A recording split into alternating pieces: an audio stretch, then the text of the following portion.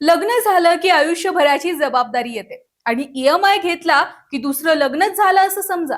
महिन्याच्या प्रत्येक पगारातून ठरलेला हप्ता हा कापला जातो. म्हणजे जसं घरातल्या खर्चाला आधीच वाटा द्यावा लागतो तसंच. आणि गंमत म्हणजे ईएमआय घेतल्यावर तुम्हाला हवी असलेली गोष्ट आज मिळते, पण त्यासाठी पुढची अनेक वर्ष हप्त्यांचं ओझं मात्र उचलावं लागतं.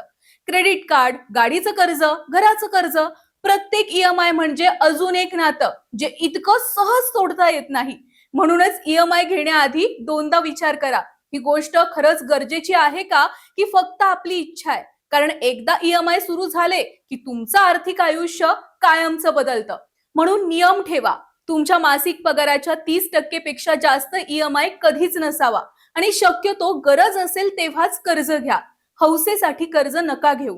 कारण ईएमआय योग्यरित्या घेतला तर मदत करेल, पण चुकीच्या पद्धतीने घेतला तर ते आयुष्यभराचं तुमच्यासाठी ओझं ठरेल.